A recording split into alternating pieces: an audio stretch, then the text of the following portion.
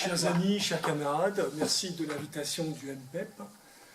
Autant vous dire que ma présence ici est une certaine singularité et mon point de vue sur la question de l'Europe, de la nation et de toute une série de débats qui traversent la gauche radicale ou la gauche égalitariste est effectivement singulière encore, y compris dans le parti de gauche et dans le front de gauche. Néanmoins, je pense que le front de gauche joue un rôle dynamique de décantation de la gauche radicale et qu'à ce titre, avec le parti de gauche qui joue lui un rôle plutôt charnière dans l'ensemble de ses formations, il y a moyen de permettre à ce qu'une série de questions soient résolues ou en tout cas qu'elles prennent une dimension de masse suffisante pour que le jeu en vaut la chandelle. Je crois savoir que ce matin, vous avez eu donc d'amples développements sur la question européenne.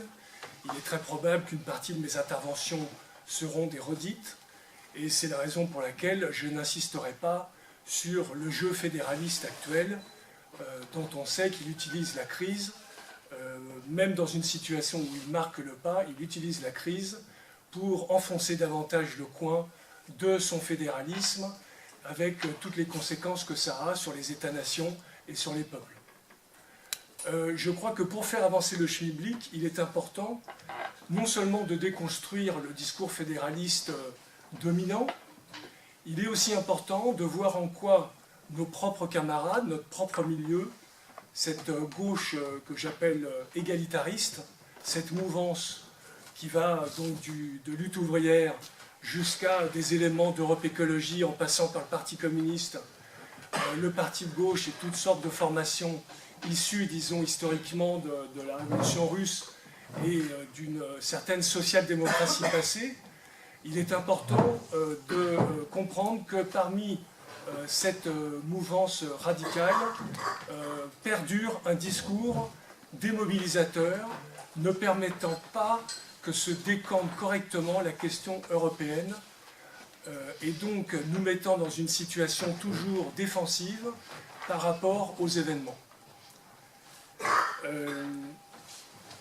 En vérité, une partie de ces camarades, qu'on a appelés autrefois dans les années 90 altermondialistes, même s'ils ont en partie évolué, et il y a eu des inflexions ces 5 dernières années en leur sein, la question nationale ayant désormais un poids plus important, ou en tout cas étant moins, je dirais, dévalorisée, ou mis sous le boisseau, mis sous le tapis. Néanmoins, on se retrouve tout de même avec un discours largement fédéraliste, mais un fédéralisme honteux. J'en veux encore pour preuve, dans le cadre de la préparation des élections européennes de l'année prochaine, de 2014, le fait que commencent à s'organiser des discours officiels pour l'organisation de la campagne, et que dans ces discours officiels, on se retrouve avec, je dirais, une chose et son contraire. Je lisais là dans le train, en venant ici, le texte, par exemple, du parti de gauche. Ce qui est tout à fait significatif de la situation du front de gauche et du parti de gauche, c'est que d'une part, on peut parfois trouver dans les rues de nos villes des grandes affiches en appelant au peuple. La dernière affiche que je voyais à Belleville, à Paris, c'était « Le peuple, la France » avec Jean-Luc Mélenchon. Et puis dans le même temps, de se retrouver avec des textes préparatoires à cette campagne européenne qui nous disent l'objectif, la tâche de notre génération est de construire une Europe éco-socialiste. Alors évidemment, on peut, à la place d'éco-socialiste, on peut dire antilibéral, anticapitaliste, on peut rajouter tous les adjectifs possibles et inimaginables.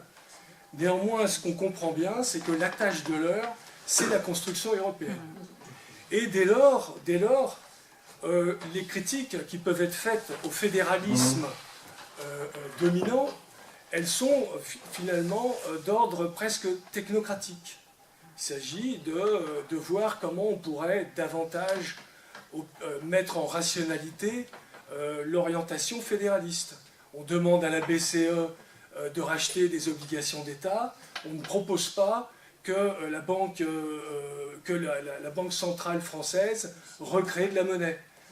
On se met éventuellement en position de dire nous ferons tout de même, si dans le cadre de négociations avec l'Europe, le jour où le Front de gauche sera au pouvoir, nous ferons tout de même la menace, nous mettrons en avant la menace d'une exactement d'une désobéissance,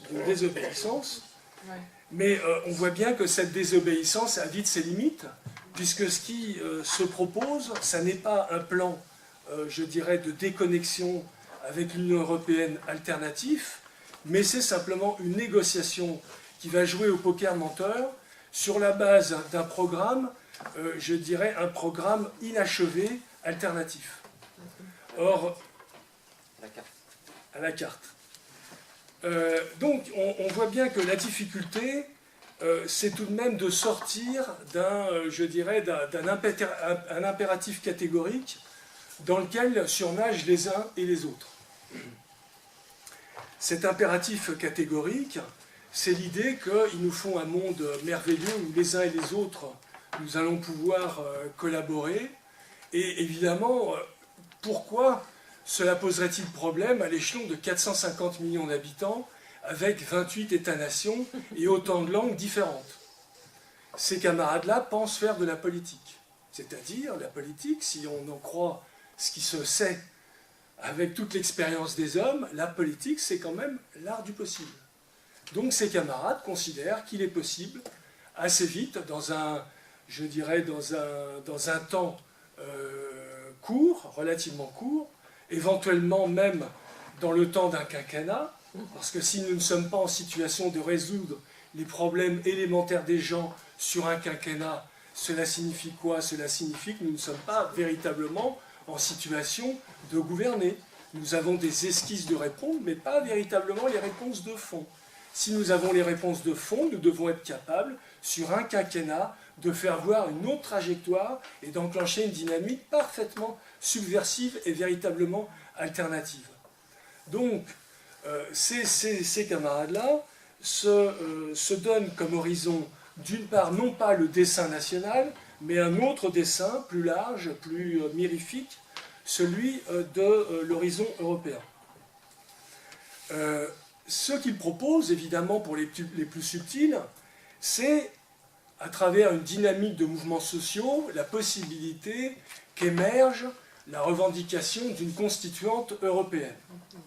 Il s'agirait, dans le fond, de substituer au TCE un autre TCE qui s'appellerait Traité de constituante européenne. Bien évidemment, la grande question qui tout de suite doit nous interpeller, c'est est-il possible, est-il à porter la possibilité relativement rapide de ce type de mouvements sociaux qui, par capillarité, enclencheraient des dynamiques subversives de collaboration des uns et des autres, et donc d'une possibilité de ce type d'Europe.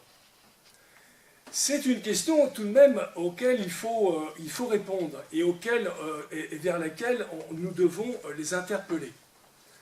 Lorsque vous regardez les textes des uns et des autres depuis plusieurs décennies, vous apercevez, y compris dans le mouvement ATTAC et dans les mouvements altermondialistes d'une autre époque, du début des années 90, vous vous apercevez qu'il aurait très difficile d'admettre que la situation sociale, économique dans chacun de nos pays est difficile. Qu'autrement dit, le mouvement ouvrier est dans une période de reflux.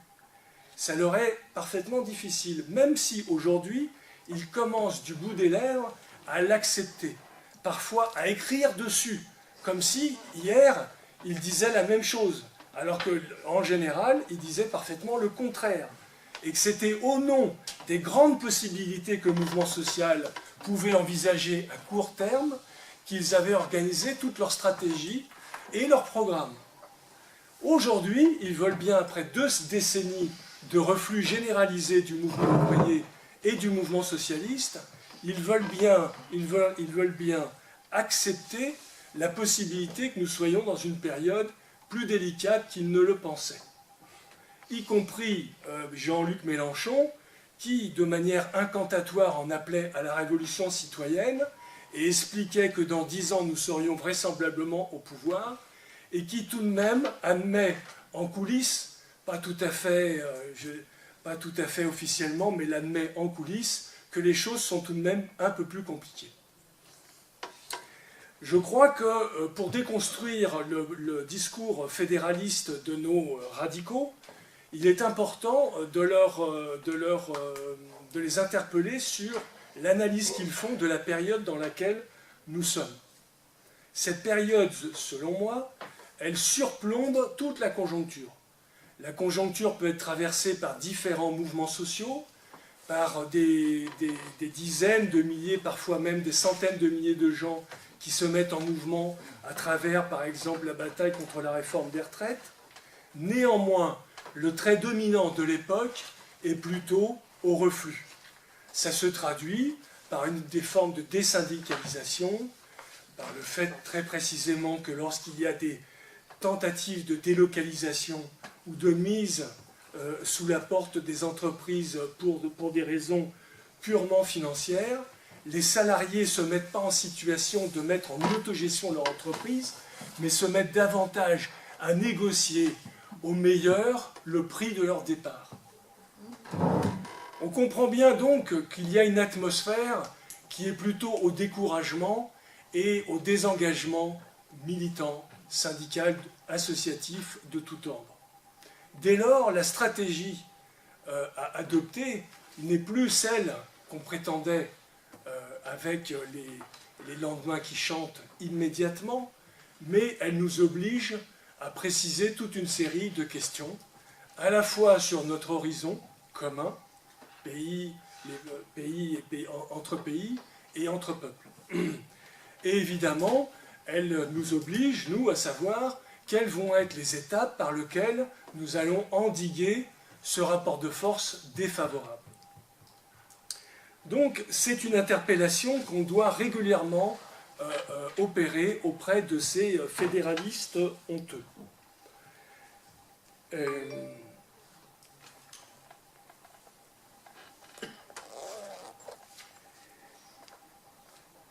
Comment parvenir à faire évoluer le rapport de force ?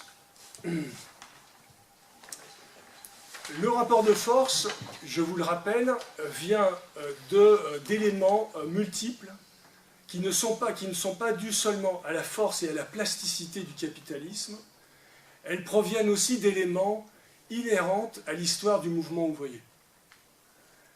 Je veux signifier par là que s'il n'a pas été possible pour la gauche radicale d'empêcher les dérives sociales libérales de la social-démocratie européenne depuis 30-40 ans, alors que celle-ci a été au gouvernement à une époque dans l'ultra-majorité des pays européens, ça n'est pas simplement dû au fait que la traîtrise de la social-démocratie serait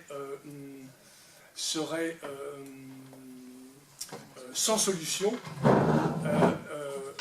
Je crois que c'est dû aussi au type de discours et au type de positionnement que nous avons pu avoir à son égard. En tout cas, on peut observer une chose, c'est que et les uns et les autres qui revendiquent une Europe plus sociale, plus à gauche, plus proche de la population, tous, et qui donc critiquent la dérive sociale libérale et l'évolution de la gauche PS, toutes ces formations ont tout de même un bilan propre à faire. Et il est très difficile d'envisager l'écriture d'un socialisme du XXIe siècle en s'exonérant du bilan des uns et des autres. Ça pèse d'un poids lourd sur les possibilités et sur les considérants concernant la réalité, la fonctionnalité des propositions que nous pouvons faire. Les bilans, en l'occurrence, de quoi s'agit-il ? Il s'agit évidemment des bilans du XXe siècle. en particulier le bilan, je dirais, désastreux du stalinisme, du socialisme réellement existant qui s'est incarné à travers l'URSS et le maoïsme, y compris Cuba et toutes sortes d'autres expériences issues du panarabisme des révolutions coloniales. Le Parti communiste est, je dirais, plombé historiquement par par sa compromission avec toute cette histoire. Il a essayé tant bien que mal de parvenir à opérer un cheminement nouveau en alternant des critiques et des arrangements avec la société comme elle est, mais pas toujours pour le meilleur. Je songe à Robert Hue, évidemment, qui a laissé à discrétion le local du Parti communiste dans certaines périodes à des opérations marketing complètement aberrantes et dont on voit ensuite l'évolution par la suite avec le MPU. Ce bilan-là est à tirer, et ce bilan-là n'a pas été tiré ni par les uns ni par les autres. Évidemment le Parti communiste en premier lieu, mais également les trotskistes, les courants trotskistes, qui ont toujours escompté la possibilité d'une révolution politique dans ce qu'ils appelaient les États ouvriers dégénérés, mais sauf qu'on s'est aperçu qu'après la chute du mur, la révolution politique n'est pas advenue, et que toute autre chose s'est produite, un nouveau Far West, avec un retour au capitalisme sauvage, comme on avait vécu les États-Unis au XIXe siècle.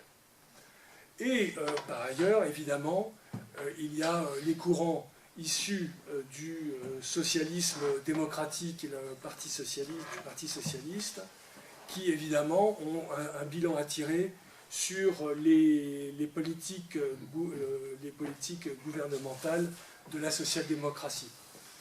Et donc, tant que ce bilan n'est pas un minimum tiré sérieusement de façon circonstanciée et approfondie, on voit mal comment on peut redonner un éclairage nouveau à l'idée du socialisme. Particulièrement quand on sait qu'encore que 1,3 milliard d'habitants vivent sous la férule d'un parti unique, d'une bureaucratie assassine et d'un bureau politique qui fait comme il entend auprès d'une population qui ne peut pas ni se syndiquer librement, ni s'associer librement, ni participer à la citoyenneté minimale. Alors, ça c'est le deuxième niveau, c'est-à-dire, premier niveau, la critique qu'on doit faire de nos propres responsabilités dans la difficulté à incarner un socialisme, je dirais, libertaire, un socialisme dans lequel les gens peuvent recouvrer leur souveraineté, remettre la main sur leur vie. Évidemment, il y a aussi la force du capitalisme.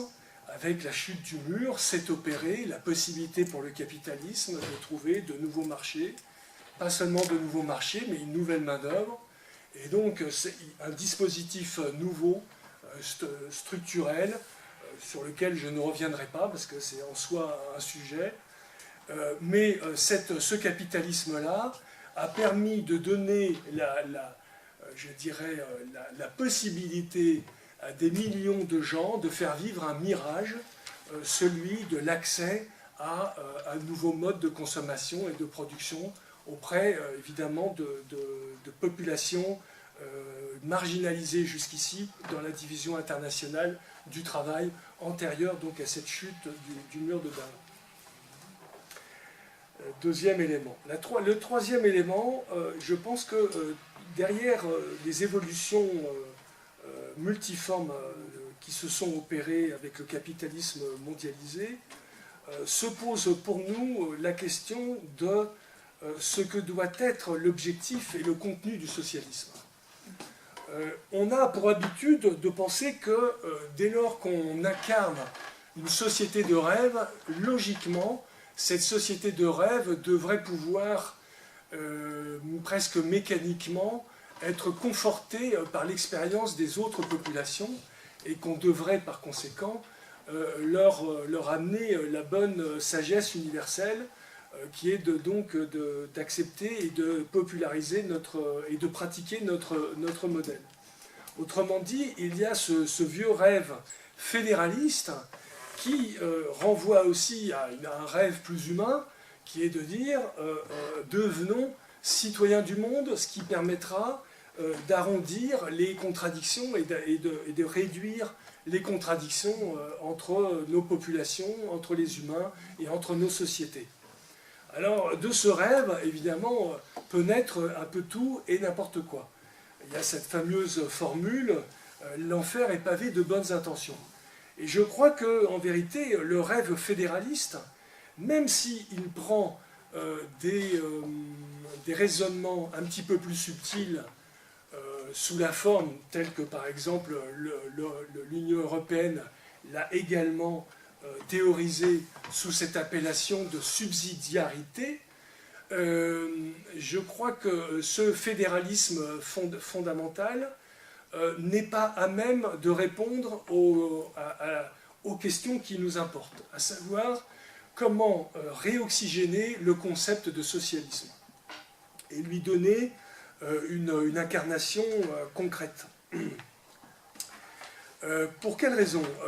Notamment, une des raisons d'ailleurs d'actualité, qui est parfaitement liée à cette nécessité de la transition écologique et de la révolution écologique, la revendication de la biodiversité, elle est importante pour les plantes, mais elle est importante à tout propos.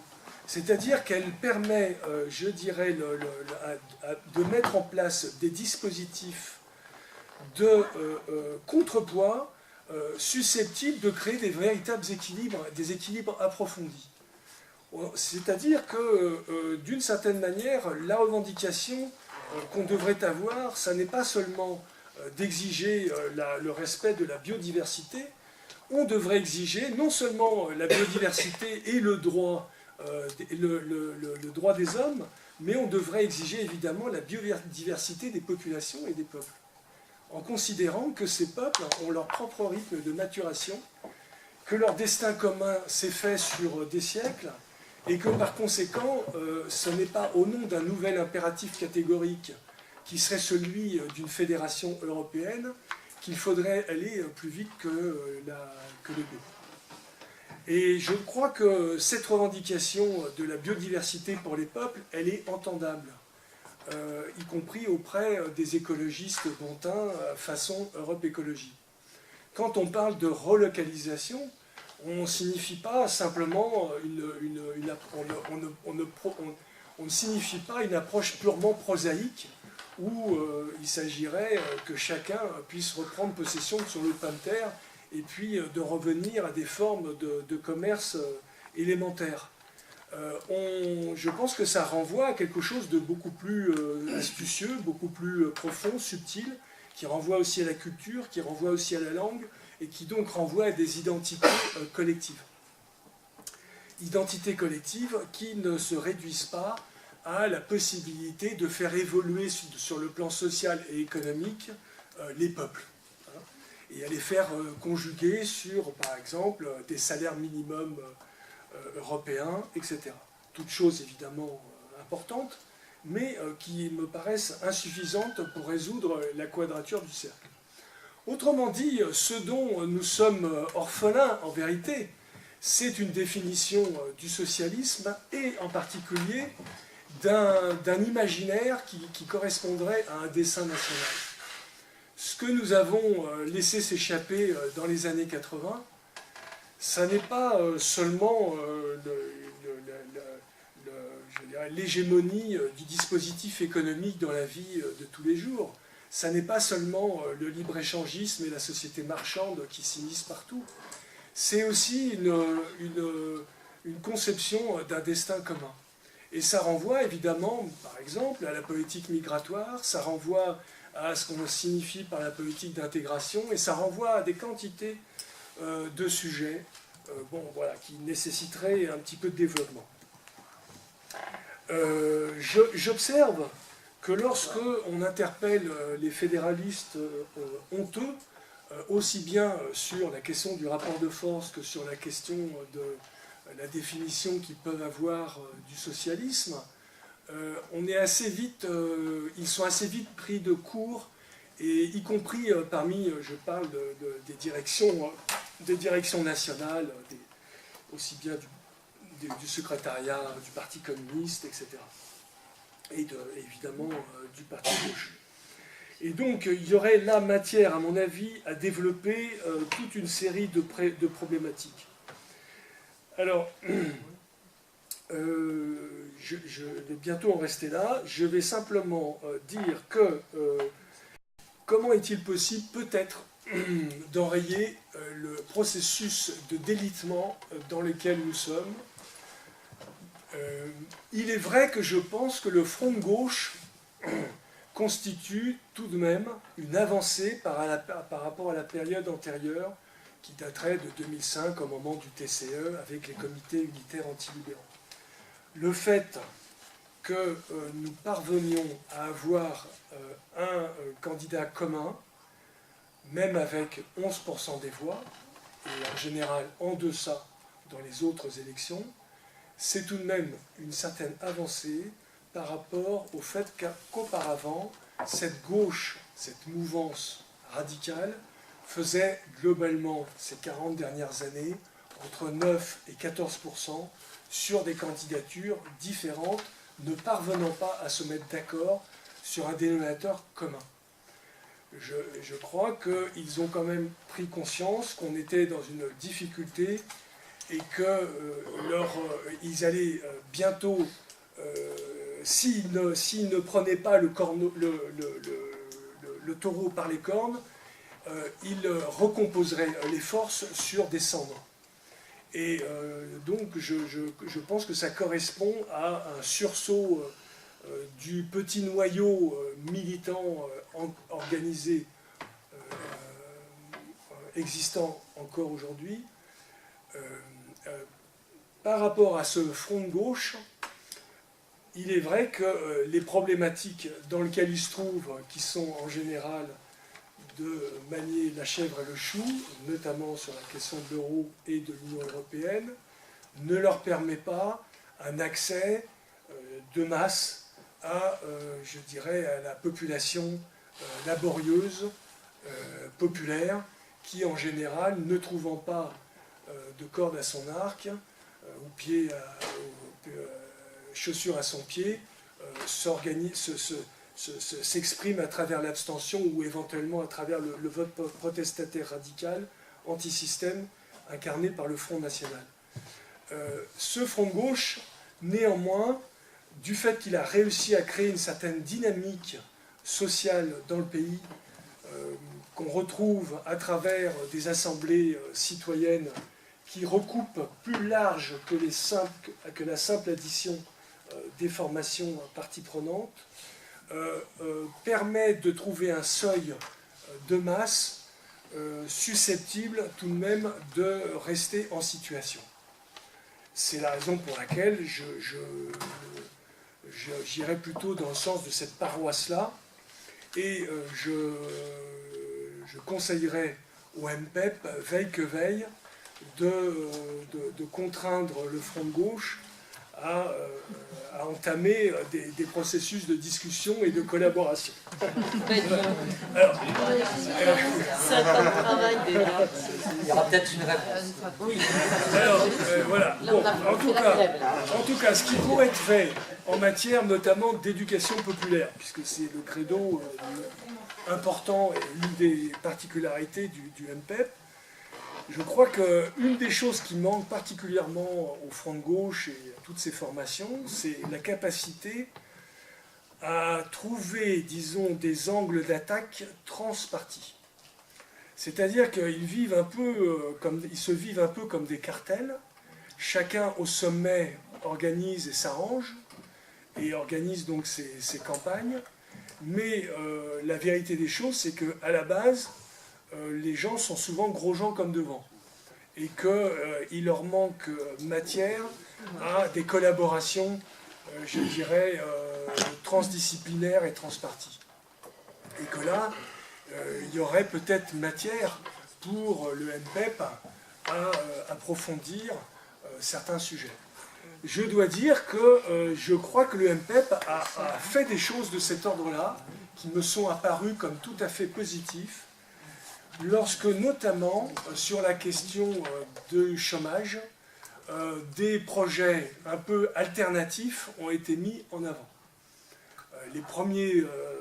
L'un des premiers projets, je crois qu'il date d'il y a plusieurs années, qui avait été écrit par vous, en partie par, je crois, Jacques Leconeuf, sur comment on fait lorsqu'on dispose d'un capital et qu'on veut créer de l'emploi. Il y a eu toute une démonstration qui a été faite sur la possibilité de créer des millions d'emplois dès lors qu'on s'en prend évidemment aux niches fiscales, à la taxation des entreprises et à l'exil fiscal. Je pense que ce genre de problématiques, si elles peuvent être formalisées de manière pédagogique, sous des tracts recto-verso, des affiches, etc., parlent et évidemment interpellent tout le monde. Parce qu'on fait voir là qu'on n'est pas du tout utopique, mais qu'on est dans la réalité des choses et dans la réalité des rapports de force qu'il est possible d'imposer. Moi, j'attends toujours, comme je le dis assez souvent, j'attends toujours de la part du parti de gauche et du front de gauche un discours concret sur qu'est-ce qu'ils proposent de manière alternative en matière de création d'emplois. C'est quand même la question clé, la question majeure. Il n'y a que ça qui peut réoxygéner le mouvement ouvrier et qui peut lui redonner les conditions d'un rebond.